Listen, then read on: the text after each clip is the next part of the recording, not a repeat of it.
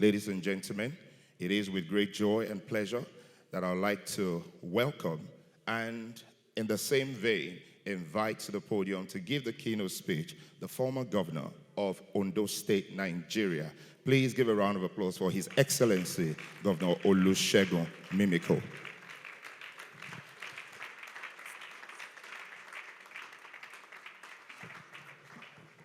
Please be seated. Thank you.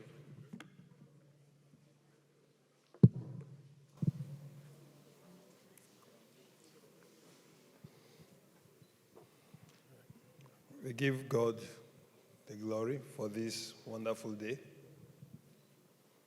Let me straight away pay respect to my parents in Christ, Pastor and Mama Adeboye.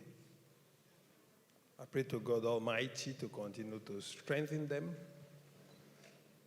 continue to expand their coast, to continue to multiply the joy in their life, and continue to lead us. I also recognize the siblings of Pastor D who are in the house. I recognize, excuse me,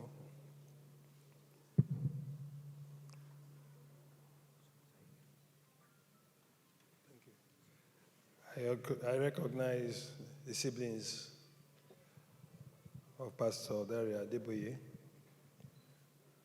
I also especially recognize her wife,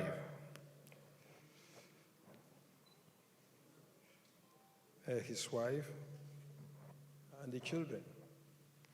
I pray to God Almighty to continue to strengthen you and give you the fortitude to continue to bear the loss. But one thing is certain, it's a common saying that when a man lives in our heart, he's living forever. I must thank Leke and the siblings for putting this together in memory of such a wonderful man.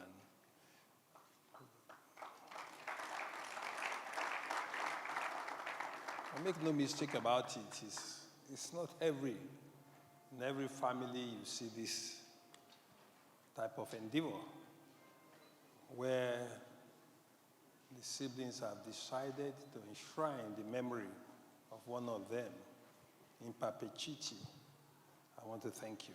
But it's a reflection of the upbringing, so we are not surprised.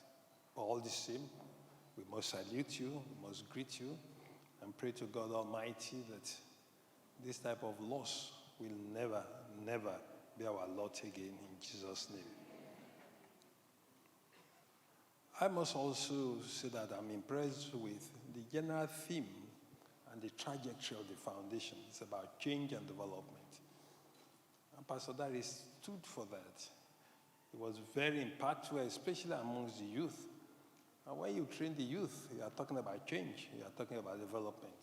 Because whether we like it or not, the future of our nation lies with the quality of education, the resilience, and the value that we impart in the young ones. And Pastor Dario was loved by everybody, especially the young ones. May his memory be cherished forever in Jesus' name.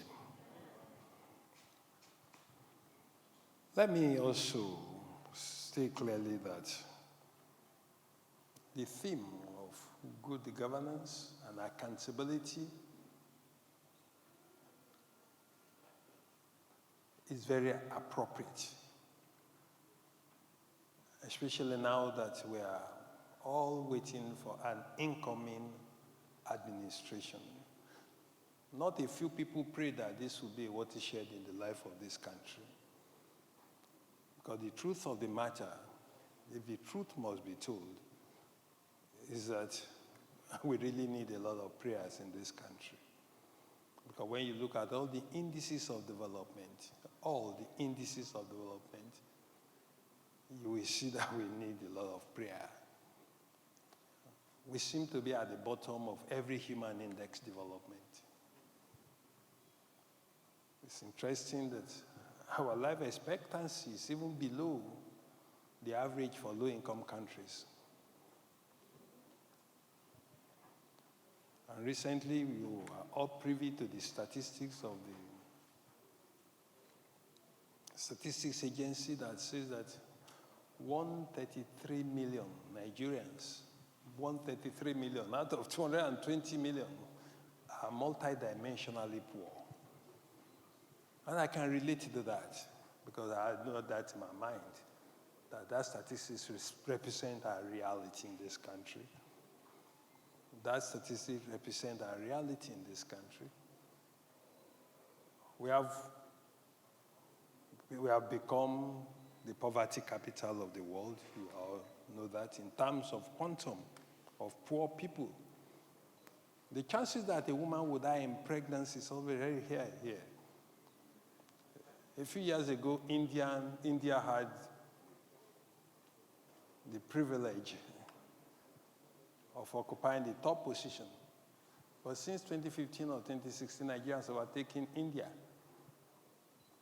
So in this country, most women that die in pregnancy globally now die here in Nigeria. I really now these statistics to tell you what you know, that there's no question about the fact that there's some rejigging that we got to do to get our country moving forward. You're all familiar with the debt burden that we carry, the subsidy overhang, and all of that. And there's no question about the fact that whoever is coming must roll up his sleeves. But most importantly, he must be very creative, must be very innovative, and must be very determined to turn our fortune around. So within this context, I think talking about accountability, an agenda for the incoming administration is appropriate. And I'll not take your time. What I'll just do is, number one, to clarify some of these definitions so that we'll be on the same page in terms of the concepts. I haven't done that outline. Then I'll look at accountability. And what are the accountability compliance mechanisms that we have in Nigeria? And probably try to interrogate what it has been in the last few years. I haven't done all of that to point out where we have failed. Yeah, a few areas of success. Nigeria is not completely a basket case. There are some areas of success. But the truth is that there's no question about the fact that as a nation, we are running below capacity.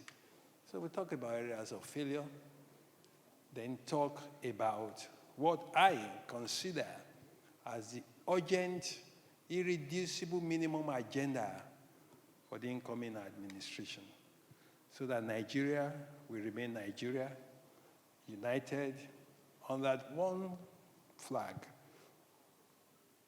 and prayerfully moving forward under the same bouquet of values. Then I'll be done. I hope I'll be able to do that under 1 hour. Once again, I thank you for this privilege. Now let me start with good governance.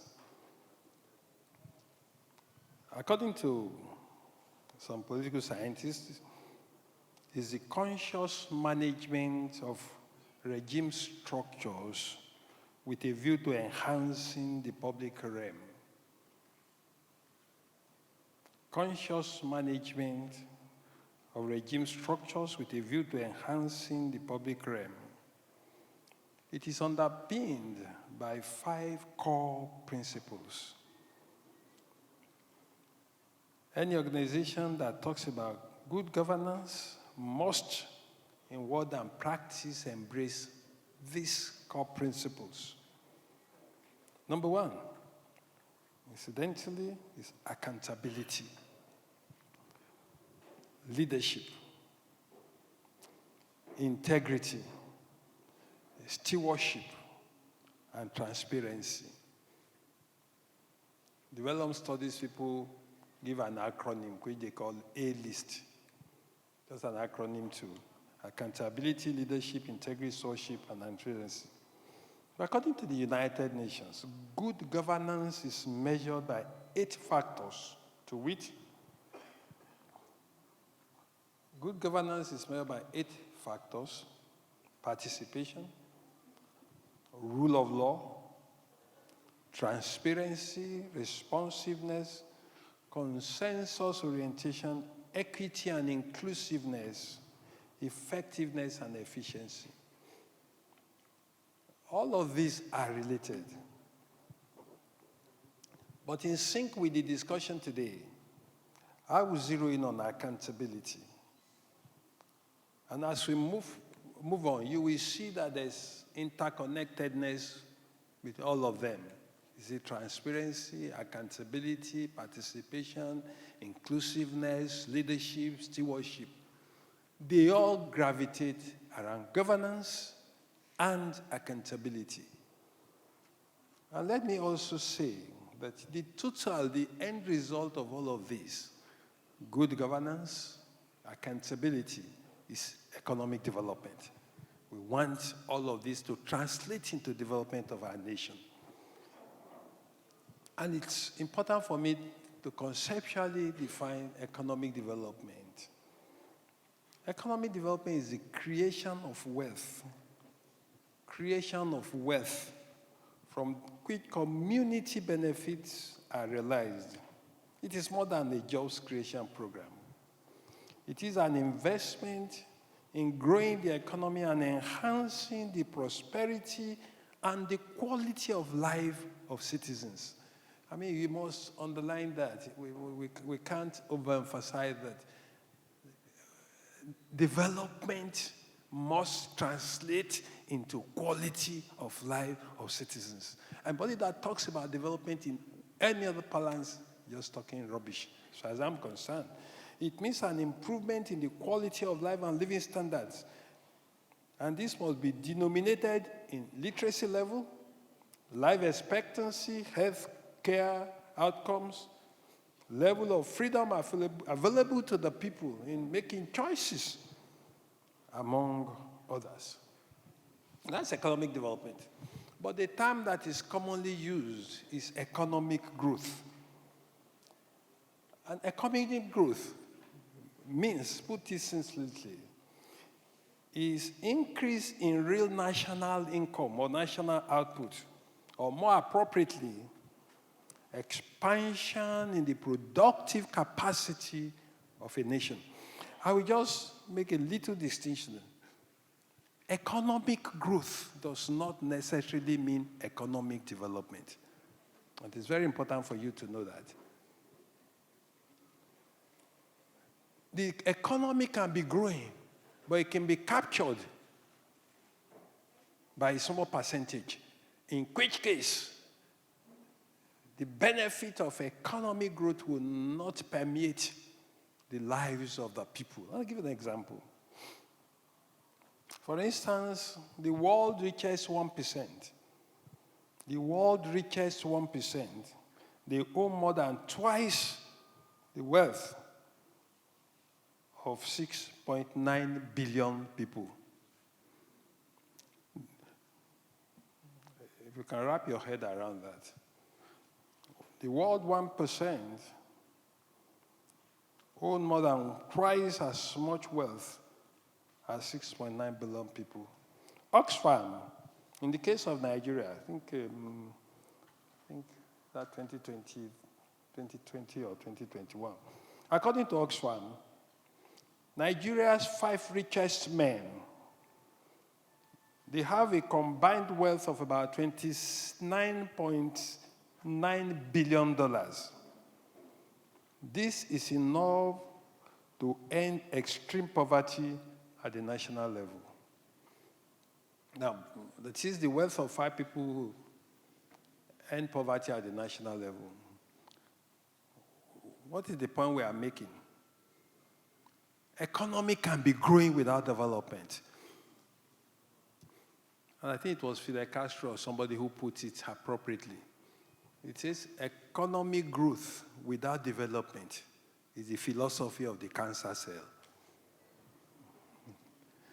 So the fact that it's very important for us to get these concepts right, because as we move on, you see how they delude and confuse us with metrics that are inappropriate for our situation.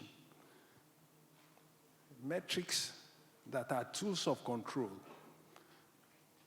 Metrics that have not allowed to expand our mind about what do we need to do as a people to live our people from poverty. The reality of Nigeria, the reality of Africa, and indeed the reality of the black man is poverty. Whether you like it or not, I keep saying it. My old man used to say it, and I believe it. Don't mind me say it could be controversial. But a Igbo man that does not discriminate against black man must be a special person. Because when you look at the reality of our everyday life, when I wanted to build the abattoir in Akure, and I told my people, my folks, some of my pleasure that my Aswai Commissioner for Education is here with me, Kaude Akimade, thank you for making it. And my dependable my chief press secretary throughout my tenure is also here. They will recall, when I wanted to build the abattoir, and I told them, I said, look, if an Oyinbo man, so properly called, goes to our abattoir and see where we produce the meat we eat, they will not feed it to their dogs. But that's the truth. Go to a public abattoir, you know what I'm talking about. So like I was saying, we must get the concept right. So that anybody that tells you our GDP, our growth rate is so, growth rate is so, okay, growth is okay. How does that translate to improvement in the lives of the people? That is why more relevant indices are how many women die in pregnancy, how many of our kids die before they get the age of 5, how many of our kids are out of school, how many people who took JAMB every year, who have tests for tertiary education, eventually get admitted into university. These are indices that should be more relevant than all the neoliberal indices that they feed us with every day. Now, having differentiated between economic development and economic growth, I will now go to say a word about accountability. Because that is the center of the theme that I've been asked to talk about. Accountability refers to institutions being ultimately accountable to their people and one another. This includes government agencies, civil society, and the private sector, all being accountable to their critical stakeholders and to one another as well. Accountable to their critical stakeholder and accountable to one another. In the political realm, accountability describes a situation in which a politician makes choices on behalf of the people, and the people have the ability to reward or sanction the politician. If you don't have the ability to sanction, you are not in control of any accountability mechanism. You can't sanction. And I will talk about compliance mechanisms, which should afford us the opportunity to sanction errant politicians.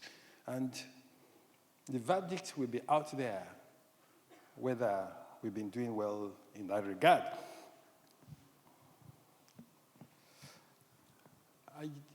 I must make a point, by the way.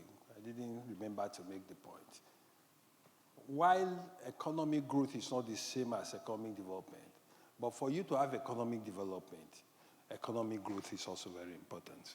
Some have said that even without economic growth, with just redistributive mechanism alone, you can have development. But to have development, you must have growth. Now, Critical to the operationalization of accountability is the obligation to be accountable and the mechanism that is in place to ensure compliance. Now, the beauty of accountability is if you can enforce compliance, if you can sanction non-compliance. Otherwise, we'll just be talking grammar without any operational relevance. Now, what are the compliance mechanisms of accountability? Number one is periodic elections in the democracy. In fact, that is the most vital, that's the most critical accountability compliance mechanism in a democracy. Election is actually supposed to be a referendum on how well a party or individual politician has performed, on the basis of which he gets reelected or gets sanctioned by being voted out. So it's so critical to the idea of accountability and development. Free, fair, credible election. The verdict is out there about our elections. I'll talk about that later, although I will not deeply about it for now, especially in relation to this last election, so that it will not be sub judice since the election. But there are some undeniable facts about our election, which either you are beatified, or you are obedient, or you are articulated, or you are nothing. There are some well-acceptable facts about our election. I'll talk about a few of them later on. But just know that periodic election is a major accountability compliance factor. It is assumed that elections will be a referendum on participating party. Our experience has been interesting, as other factors like monetary inducement, identity, contrived heavy hands, and less than transparent election management have also played their role in our elections. And they have detracted from a fundamental accountability mechanism of a democracy, that is election. Let me go on to some of the other. The other one is separation of powers. Separation of powers. Deliberately, those who crafted the Constitution, taken from the American Constitution, which came from a monarchy. So they were just scared that, look, we fought monarchy to get independence.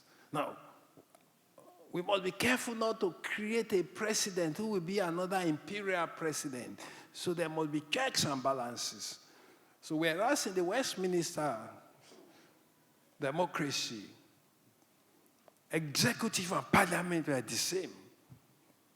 But if they were going to separate a president, they thought there was need to separate the legislature as a check on the president. And that is why this separation of power is a major part of our democracy. The legislature is supposed to oversight the executive arm of government, but most important, it is supposed to legislate. It also had the power of impeachment. If a president or a governor is not doing right, there's the power to sanction.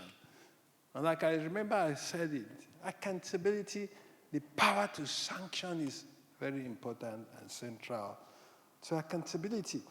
Now,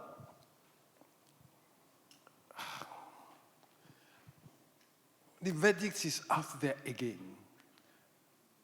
Can we, in good conscience, say that our legislature in Nigeria has held their executive accountable?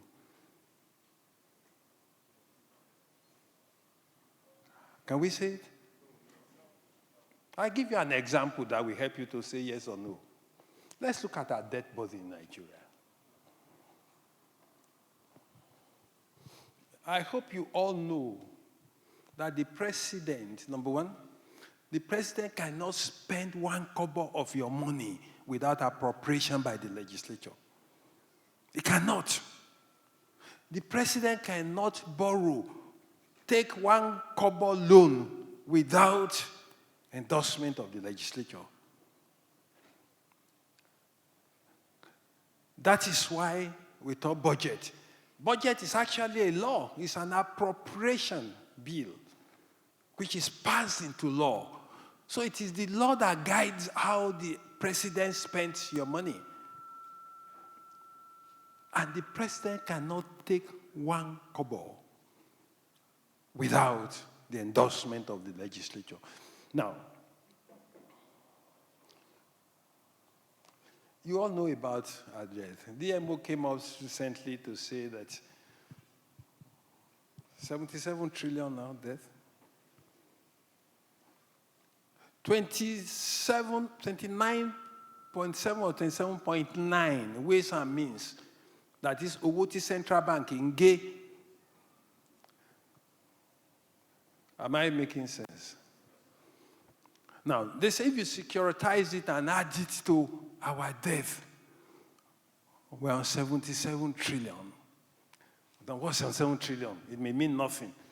If it was 77 trillion, if we make 1 billion trillion. But to show you how deep we are, 2022, World Bank has come out to say that in 2022, we spent 96.3, let me be exact, 96.3% of our total income to service debt alone. At the household, you make 100 naira a year. But in Kontomafi service gbese to je, what you use in servicing your debt is 96 naira. You are left with 4 naira. Do you need any economist? Do you need any World Bank? Do you need any IMF to tell you that you have overborrowed? You don't need it. We spend 96.3 of our total income to service debt. Now, they will tell you that debt sustainability should be measured in terms of debt to GDP ratio. So that our debt to GDP ratio is under 40%. So our debt is sustainable. But when you remove the grammar and all the pretensions, which is a more appropriate index or metrics, if you spend 96.7% on debt servicing, how do you pay salaries? The Fiscal Responsibility Act prescribes that you cannot borrow money to pay salaries. But I tell you, the acting accountant general of this federation has told us, his name is Anamekwe Nwabuaku. He says that Nigeria is borrowing money to pay salaries. You can check it. It's in the cable June 15, 2022, and there are other authorities to show that we are borrowing to pay salaries. So when they tell us that our borrowing is for critical infrastructure and all of that, please don't believe it. Now the question is, can we say in good conscience, and I'm saying this without malice, can we say in good conscience that the legislature has been up and doing in terms of checking the borrowing propensity of this executive? And don't forget that apart from servicing debt, there is also money of subsidy. If you add money of subsidy plus what we use in servicing debt, is far ahead of our total income. But we come to that. I just give this example of our death burden to be able to help you to answer the question I asked. Can we say in good conscience, without malice to anybody, that the legislature has been up and doing in curbing our propensity to borrow money? I don't want to, because of time, I don't want to delve on it. Some of our debts that we are talking about are collateralized, especially the Chinese debt, they are collateralized. They are the multilateral, the bilateral, the Chinese ones, most of them are collateralized. That is, if you default, they know what to. I hope one day they will not be running a railway system for us. Now, let me just go on. Remember what I said, that periodic election, separation of power, the judiciary is supposed to check the executive, and if the executive is messing up, they even have the power of impeachment. I think last year or so, was it last year? I think the National Assembly said they were thinking of impeaching Mr. President. I can tell you 99.9% of Nigerians thought it was a joke. I've not done any survey, just rule of thumb. The other important accountability enforcement mechanism is the judiciary. The judiciary. But you and I know, today in Nigeria, for you to prosecute a criminal case, you know the length of time it takes.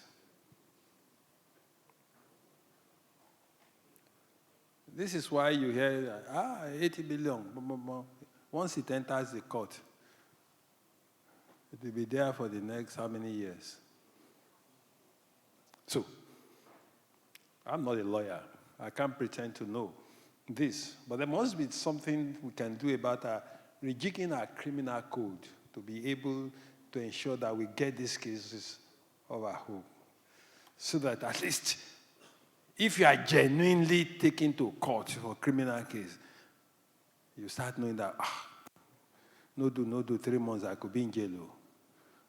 But if you steal money and you can be in court for 3, 4, 5, 6 years, who cares? So, the judiciary is important for us to focus on it. In terms of criminal activities and all of that. Even let us look at, even political. When I ran for governor in 2007, my case was like that of Adamawa, recent Adamawa brigandage. We were circulating when they asked them to announce the results in Abuja that my opponent had won. The wreck quickly came up because of the mass of people milling around. Say, no, I don't know what they announced in Abuja. We are circulating here. Within 48 hours, they emboldened themselves. Because when they first of all announced that my opponent had won, they didn't put any figures to it. They said, as one, sha. Let's take it. Oti win. Win. Within 48 hours, they were able to put some figures to it and still announce he won. But I went to court. And when I was at the court, I told them, I said they stole in a hurry. They left a trail. But it took me 22 months to be able to retrieve my mandate. I can tell you my experience those 22 months. If you don't have the resilience of an elephant, 22 months. The electoral 2022 had done it. They have also breached, I think it's now 180 days. But I made bold to say, and we've seen it before. Remember Al Gore versus Bush or so. Within a weekend, the case was decided in the Supreme Court. So I hate to believe, and I will never be convinced, I'll never be persuaded by any other legal argument, that we cannot complete adjudication before you swear in the beneficiary of that election. If you know that you will never be sworn in until we have seen the kuro of it, probably that would temper our propensity to embark on do or die to win elections in Nigeria. I think the judicial accountability mechanism will be more effective in electoral matters if it is possible to complete adjudication before you swear in those who have won elections. I don't know what legal arguments against it. The United States has proved that it's doable. Al Gore versus Bush, weekend, the thing was sorted out. So I think that would be. Now, the executive itself, I've talked about legislature, the judiciary, the executive itself has inbuilt accountability mechanisms. Law passed deliberately by the legislature to ensure accountability at the executive level. We talk about due process. Incidentally, a member of this church was the first due process czar in this country, and she gave a very good, incredibly good account of herself. The whole idea of due process is to ensure. I said a member of our church did very well. You couldn't even clap for her.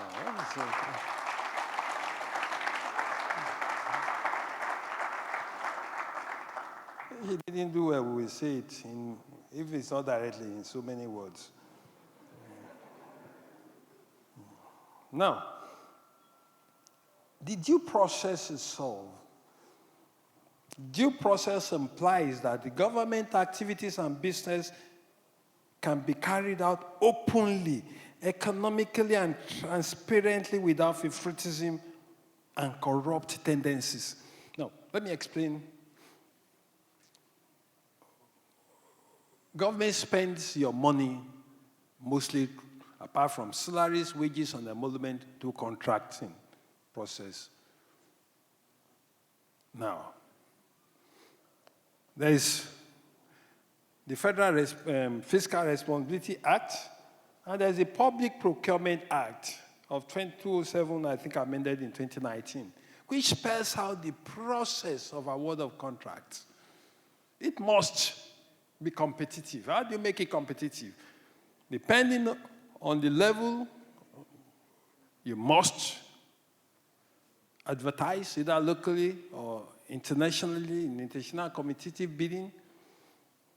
You must pre-qualify for qualification and technical know-how and all of that.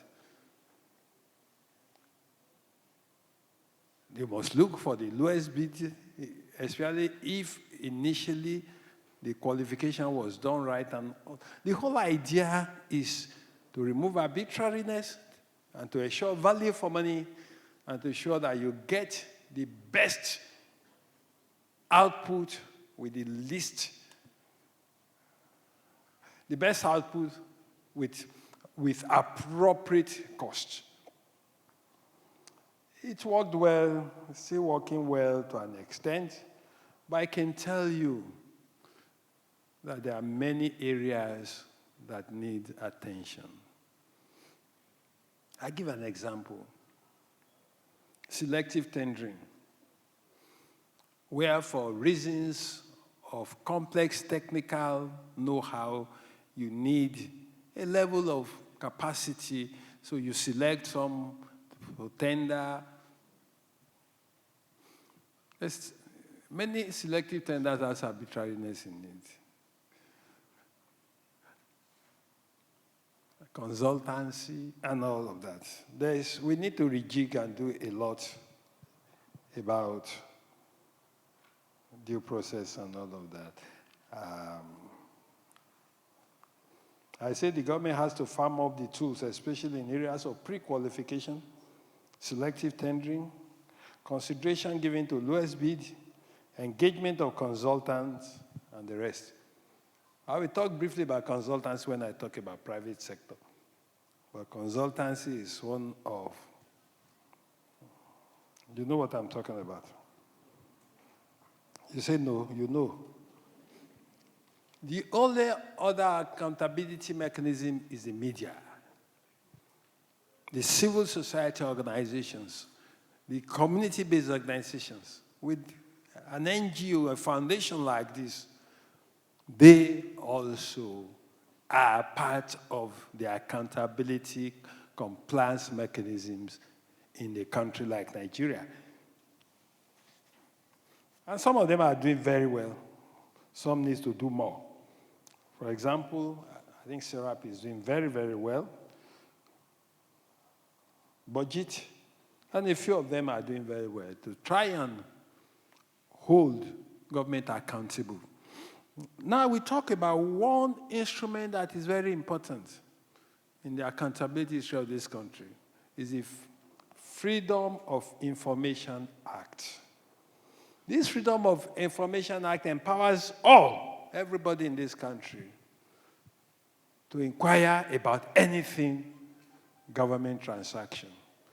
Even in the private sector, if it has public implications, you can write any government agency and ask for information.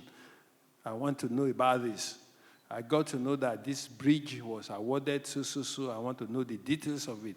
The law says the information must be released to you within 7 days.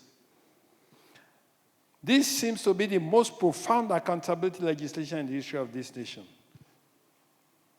But it took between 1999 and 2011 before it could be passed eventually. In fact, it has the longest history of legislation in Nigeria. In 1999, it got to the Obasanjo government, did not sign it.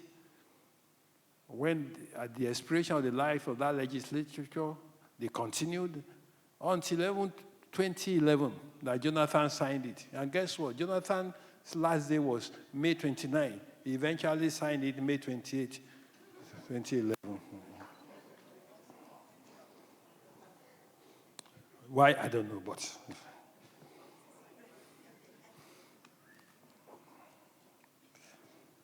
The Freedom of Information Act affects everyone, and this is how NOA puts it on our website, and I just read it out for you. The Freedom of Information Act affects everyone, every issue, every aspect of daily life. Freedom of information is the foundation of open system of governance in Nigeria. It is important to the healthy functioning of our society and will directly impact the quality of life of people residing in Nigeria. It will foster an open and participatory system of governance where the government, public, and private institutions contribute to and benefit from healthier, more transparent, collaborative governance. I think that says it all. But guess what?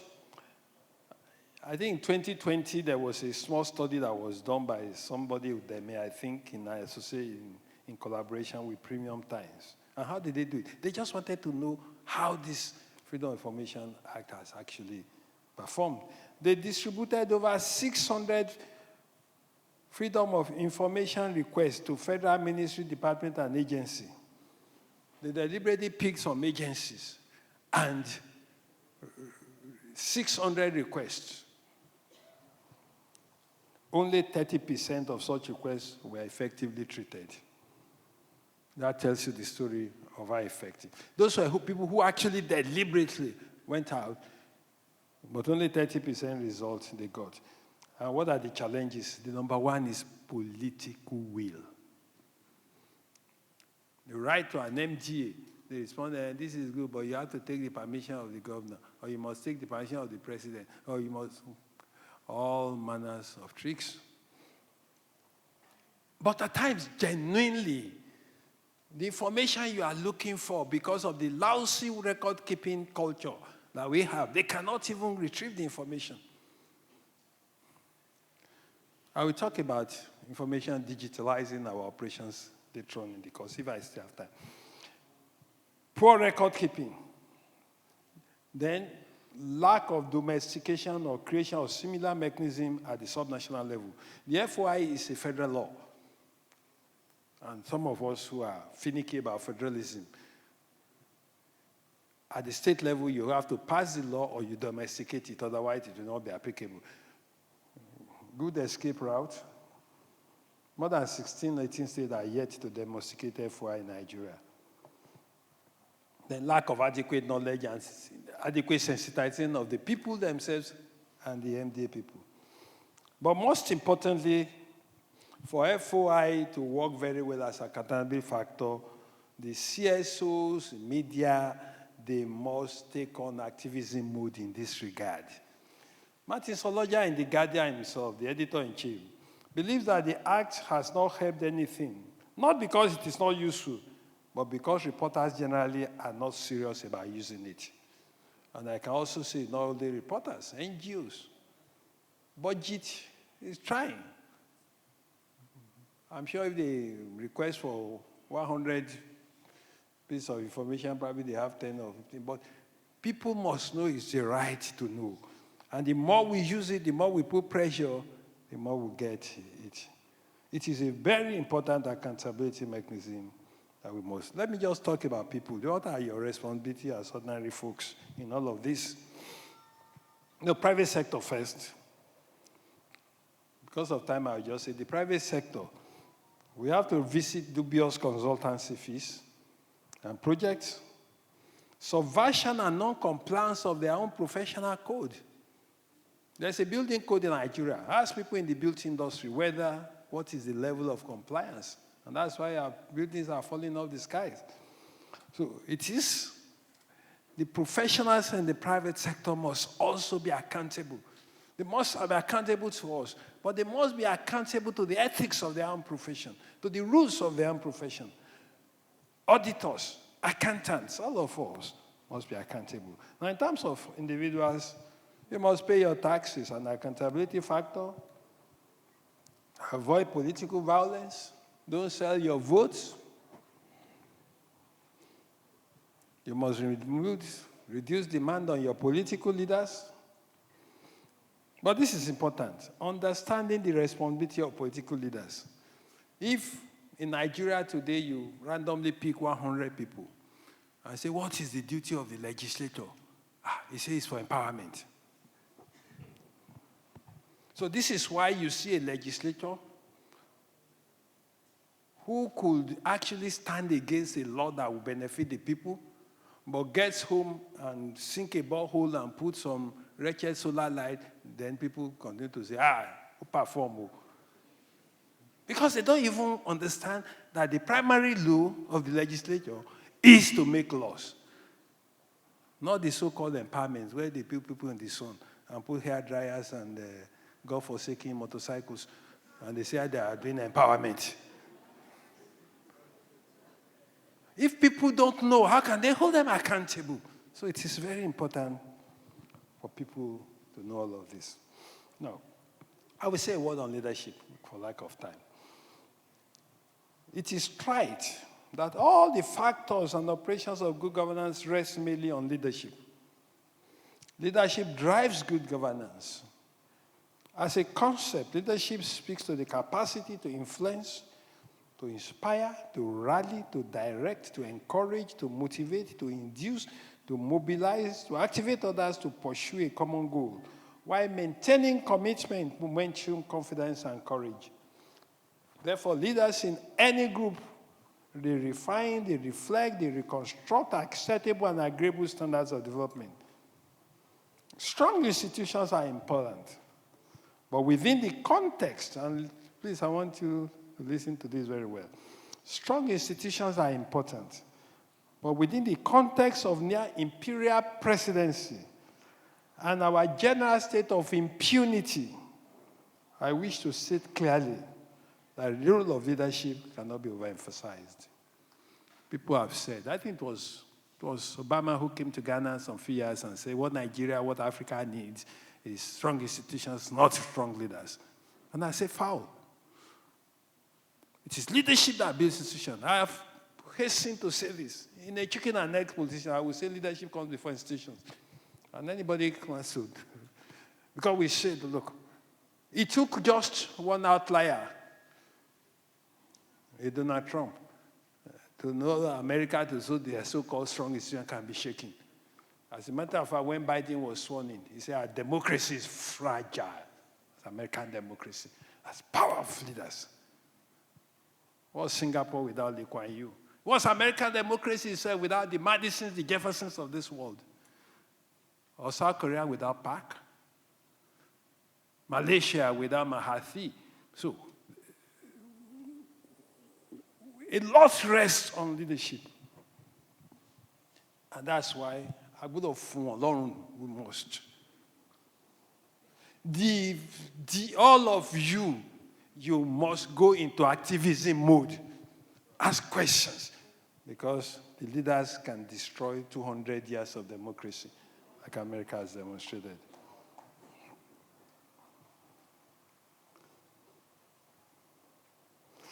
Having said all of this, within the foregoing, how many minutes more?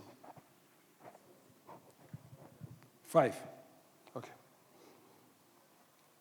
Within the foregoing general rubric of broad template of good governance and accountability, I will now go on to discuss what I consider appropriate route for the coming government.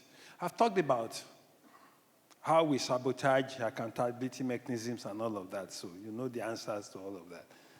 But I want to be specific in areas I consider very important for the incoming administration.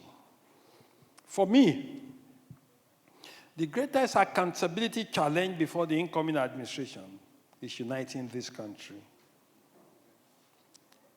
The process must start by being fair to its composite ethnic nationalities as practicable as possible. I was reading somewhere, somebody was saying that instead of ideology, we concentrate on identity. It will be the height of naivety if anybody imagined that contestation for power in Nigeria today will not be identity related. 7.5 years of this government and a crass demonstration of its sensibility to our diversity has heightened our identity consciousness in Nigeria. So how do you imagine that we will contest for power and identity will not be possible, will not be a factor, your ethnicity, your religion, and all of that? The incoming administration must see management of this diversity as the number one. Accountability is the number one. They must be accountable. He must avoid, or they must avoid the 97%, 5% conundrum of the outgoing Buhari administration. Because 97% voted for me, they take everything. 5% voted for me, they didn't vote for me. You deprive them of their rights. It's absolutely important. If we don't unite this country, we ain't going nowhere. We must do whatever.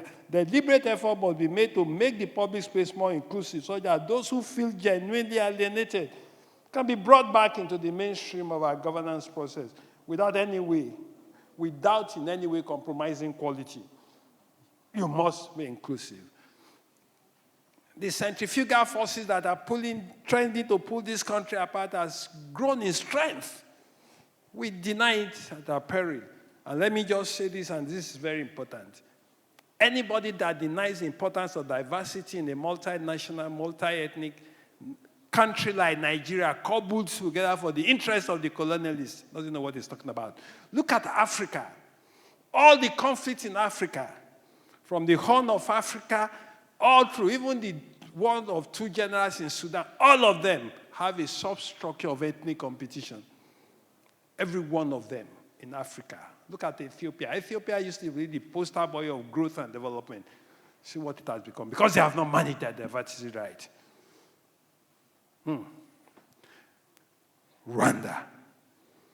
1 million people in 100 days. The most intense genocide in human history. How are they managing the diversity? That's for another day. But I have said, the ultimate judgment of Kagame's success is when denialism comes into intersection with ethnic reality. If you can, then we've said you have succeeded. It's not enough to say you cannot be a Hutu, you cannot be a Hutu. Or you cannot fill a form and say you are Hausa Igbo, you are something. That's not the solution. The solution is to be deliberately fair, just. And I want to also say that it is also important for the incoming administration to engage with all the forces that are agitating in this country. The Nnamdi Kanus of this world, the Igbohos of this world, all of them, we must engage them and resolve all these problems so that we can have a united country and drive towards development. So for me, diversity management is number one. There has been a lot of discussion recently about the issue of government of national unity.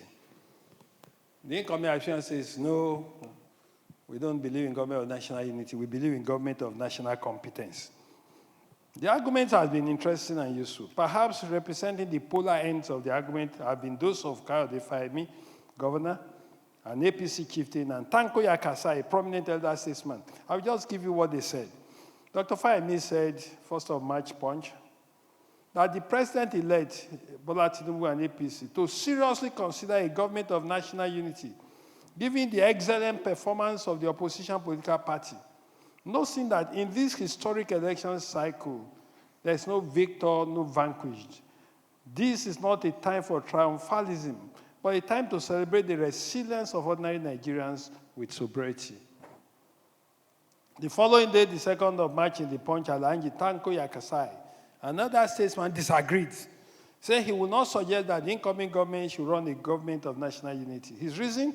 I want democracy to develop. Democracy is a business of competition. Repeal competition from democracy, you have killed democracy. Let everybody come with his own program. Those are the two polar ends of the argument. But I say whichever side you take in this divide, my contention is that the nation needs concrete action on concrete critical areas of our polity. Hitherto seemingly controversial areas for which consensus seems to have emerged, going by the manifesto of the main parties, should be rammed up for action immediately. The most important of these issues are the following. What I'm saying is that whether you call it government of competence, government of national unity, there should be an irreducible minimum agenda for the incoming administration, for which we must hold them accountable, because these were clearly spelled out in their manifestos. Incidentally, all the major political parties. Some of these are the following. Number one, state policing, devolution of resources, subsidy removal on petroleum product, cashless economy, and catalyzation of jobs for the youth of this nation. Now let me just speak about 1 minute each.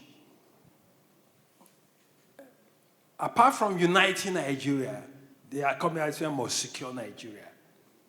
And when we've gone through all their manifestos, all of them have talked about increasing the quantity and the quality of police, their training, their emolument, and all of that. But all of them, they have also subscribed to the fact that a centralized policing system cannot work for Nigeria, that policing must be decentralized to the subnational, state police. So, for me, it is important to hold the incoming government accountable on that, because that is what they have promised us.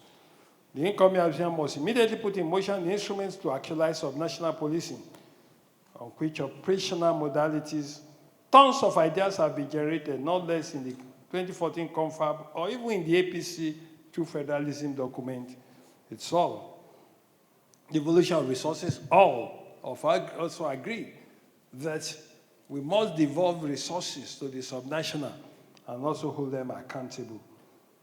Buhari administration did something very recently. It decided to sign into law some constitutional amendments. Two of them are particularly important to me.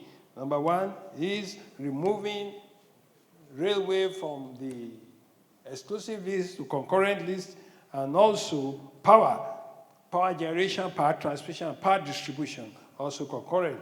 And of course, autonomy to the legislature. I think these are very important devolution and restructuring mechanisms that must be built upon. It is advisable in this regard that a small committee be put in place immediately to distill all elements that are readily implementable in either the 2014 confab or the APC True Federalism Committee report for implementation. Subsidy on petroleum products. Now, I said earlier on that 96.3% of our income is being spent to service debt. I'm told that from 3.6 trillion already gulped this year, I've said it earlier on, if you add servicing responsibility from subsidy, is more than income. And there seems to have been a consensus on the need to remove subsidy from petroleum products. But attached to that has also been the concern that there must be a palliative mechanism, a palliative regimen to cushion the effect on the people who are going through these very harsh economic times that we are in. Some have argued that we should first of all be able to fix local refinery capacity before we remove subsidy. It's neither here nor there. People agree that the subsidy regime is one kind, it's like a criminal enterprise. And it involves a lot of money. The question I ask people is that those who benefit from subsidy, will they ever allow the refineries to work? So when you are talking sequentially, that first of all, let refinery before you remove subsidy. But what is important, I'm sure what's important to people, is if the people are sure that you can put in place a cushioning effect, making that will actually touch and affect the people who need them, I think the opposition will melt a bit. Not the type of $800 million that World Bank has given us, that they say they want to share among 50 million people. Divided by 50 million, 7,000 per person. Isn't that, okay.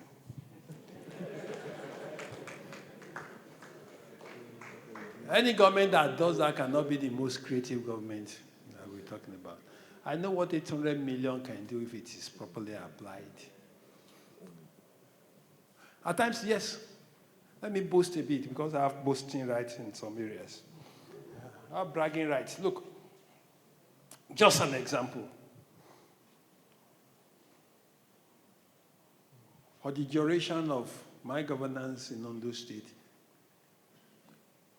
we gave every pregnant woman resident in Ondo State, and those who came from other states to benefit, had access to completely free maternal services from inception to delivery, including cesarean section.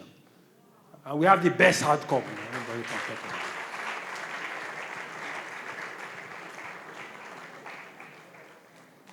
But the point I'm making is, I know how much we spent because we put cost to care. And when I extrapolated, every condition being equal, it can't be equal. That is, if you have the staffing, you have the something. Nationally, if you want to expand it, for every pregnant woman in Nigeria to have access to quality, free. Anybody that tells you that free and quality are paradox in time, just tell them to go to those states of our regime. Free and quality, maximum. Even with inflation, 70 billion will do it. Or let me say, 1% of subsidy money will do it.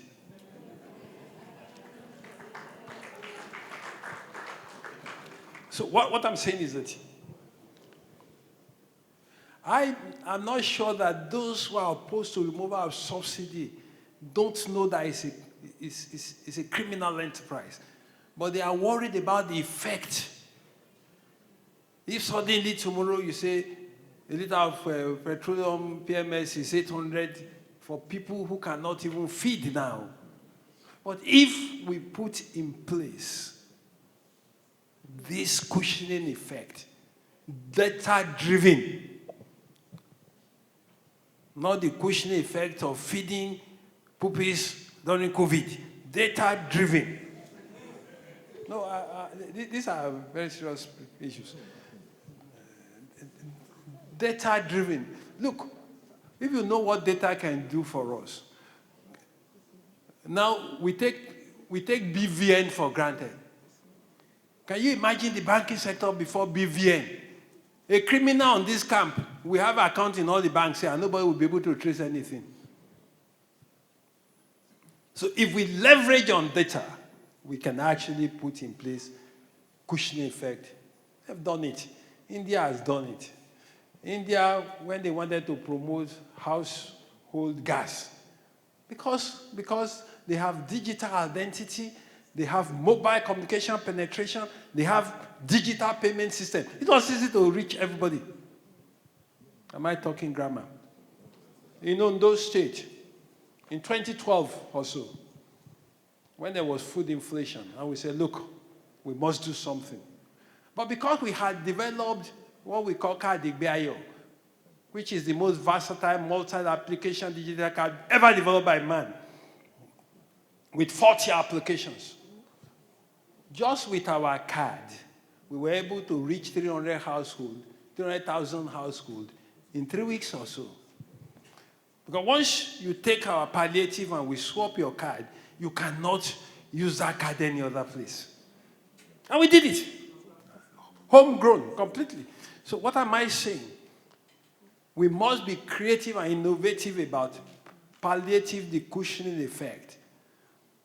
And the sequencing, which one comes first. But the incoming government has to quickly put its heart together because that subsidy is going to go, but the cushioning effect must be effective and penetrate to the people that need them. The other thing I just want to talk about briefly because of lack of time is the cashless economy. The progress towards a cashless economy must be continued and accentuated a bit in a more organized, sensitive, and effective way. The apparent administrative incompetence, the flip-flop, and the little or no sensitivity to the needs of people that greeted the exercise up to now should not serve as a disincentive to the journey, but it must be carried to eventual actualization. As the benefits for the country's economy are so compelling, they are so enormous to be disregarded. This, for one, will be one of the most effective tools in the fight against systemic corruption in Nigeria. A cashless economy will be an effective tool, one of the most effective tools against systemic corruption. Leveraging on our deep mobile penetration, deepening digital identity and payment system will be an effective tool in government to citizen service and citizen to citizen interaction. And on and on and on. I have mentioned all of that. Now to round up, let me talk about job creation. It is very important. Jobs, jobs, and jobs. With 40% youth unemployment, the nation expects an innovative job creation strategy. The public and private sectors must work in concert. Jobs have to be created. In a world of automation, in a world where artificial intelligence seems to be threatening everybody, including doctors and lawyers, we still must create jobs. This is an irreducible level of accountability. The point cannot be overemphasized that government has responsibility to give direction to the private sector and hold it accountable. And we must recognize our place in the global economy. We made a mistake with globalization. We should not make a mistake with this emerging industrial policy environment. I'll give you an example. The textile industry was one of the biggest employer of labor in this country. We signed on to WTO and all the pretenses and all the prescriptions of these Bretton Woods organizations. We opened our borders. The Chinese flooded us with cheap textile. Now we lost more than 2 million jobs in the textile industry. COVID-19 is changing the world. COVID-19 has exposed the fragility of global supply chain. Globalization itself has caused a deindustrialization in the West, including America itself. Now, the West is sitting up. America has come up with the CHIPS Act, where they're going to subsidize semiconductor production by $52 billion. Oh, the high priests of neoliberalism talking about subsidy. The same thing. EU is talking about it. America is even talking of They should patronize made in America. What am I saying? The world is moving away from this globalization on steroids. We're moving gradually to a new world of industrial policy.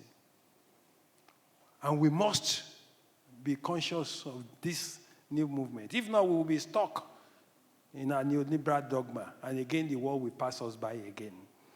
It is absolutely important for leaders to be sensitive to this. Absolutely important. And I said that it will be foolhardy to expect a fledgling economy. Now, I will come to it. It's easy for our people. We want to give an example of China. China is this, China is this, China is this.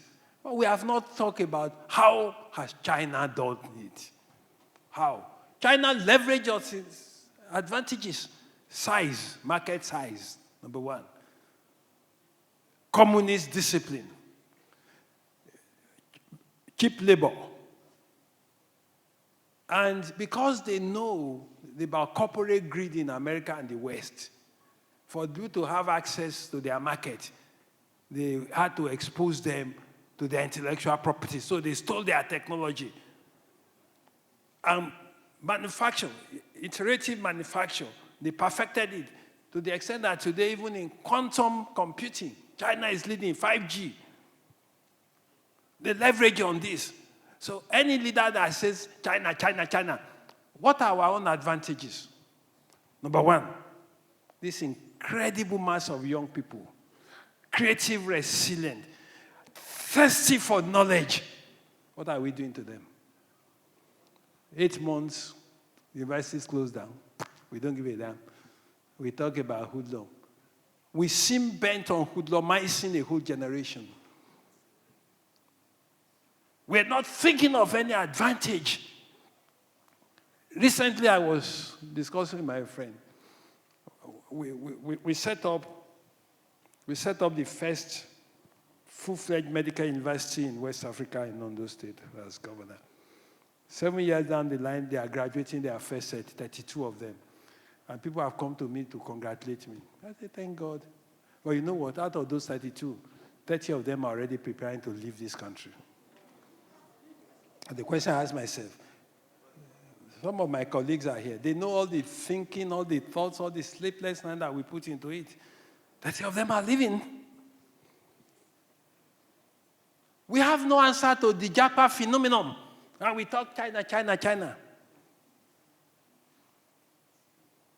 We have the biggest arable land that is left globally now. But what are we doing? All manners of land grabbers are coming in the name of investment, and we are just giving all this land to them. Those are our advantages that we're not leveraging upon. Our people are thirsty for knowledge, for God's sake. Look at this army of, look at the number of people that apply for JAM. Look at the number that eventually get it. Look at how creative these young ones are without any help from government or the generation, our own generation that hoodlumize and fail them. These are our advantages. If we want to take advantage of what is unfolding, these young ones, if we can leapfrog, if we don't leverage on technology to leapfrog to this century, we will continue to be first industrial revolution, we were spectators, second spectator, third spectator, fourth now, we want to be spectators. But it's about knowledge. And we have this team.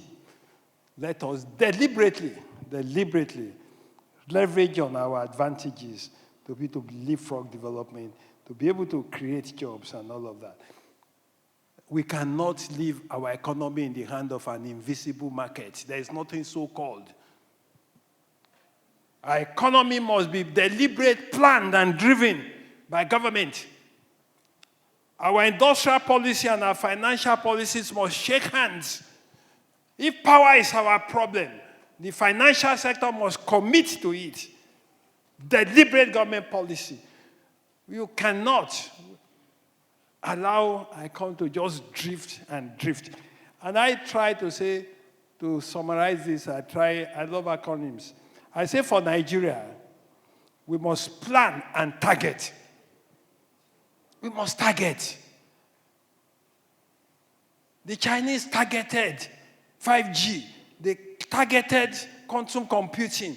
They targeted their leaders. Taiwan targeted semiconductors. There is no nation that has not targeted area advantage and put resources into it. What are we targeting?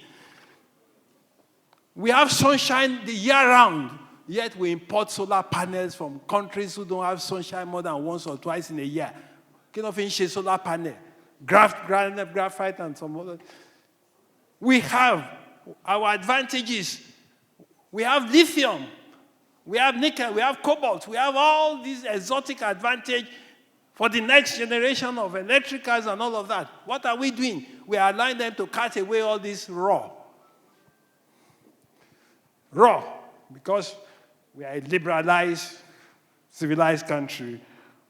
We must be deliberate. We must provide power and the financial resources. We must protect our local and infant industries, our MSMEs. We must protect our direct factory. The Chinese are already bringing Ashoke to Nigeria. When they go Gariwa, Nigeria, you can't compete with them, you start it. That is the truth. But we must use the instruments of tariff to protect our local industry. If not, we will just be crawling. You know what they will be doing? They will be giving you statistics, torture the statistics. I think somebody says, if you torture statistics very enough, you can make it to confess to everything, including that you are developing. We must patronize made-in-Nigerian products as a deliberate policy. If we don't do this in the unfolding industrial policy era that I see ahead of me, driven by technology, incredible possibilities of artificial intelligence and robotics, for which we can stick into it now. I'm not talking about talk is cheap. My colleagues are here. We built 51, what we call mega schools. State of the art. They compete with any school anywhere in the world. All of them come with computer laboratories, and they are for children of ordinary folk. And I was telling people in my cabinet then, say, these are the nerds of the next generation. Come and see these ones. My old primary school, 2 years after we put the computer laboratory there, when I got there and saw those ordinary kids on computer, they looked at me. What am I saying in fact? We must plan for the next generation. If we don't want to be spectators again in the unfolding revolution that is coming, which is digital, which is going to be like no other one, this is the time. Because the jobs of the future, the massive jobs of the future, will come through digital technology. That we either, Franz Fanon says, a generation, you discover your mission. You betray it or you fulfill it. I pray that we fulfill it. And then we pray for the incoming administration that the good Lord. Oh, thank you. Thank you. In conclusion, accountability has been a drag in our development. Just have enumerated that. Development-oriented leadership. I like to emphasize that in order to mainstream accountability, appropriate metrics matter. Indices like GDP, debt to all those ones. Let me end up with just one index. Metrics matter. It is when you know what you are measuring that you know how to hold people accountable. For example, in Nigeria, 58,000 women die in pregnancy every year. And you can say 58,000, 58,000. But 58,000, what does it mean? 58,000 means that 2 planes, 747, 2 plane crashes every week for a whole year. All of them with pregnant women. That's what it translates to.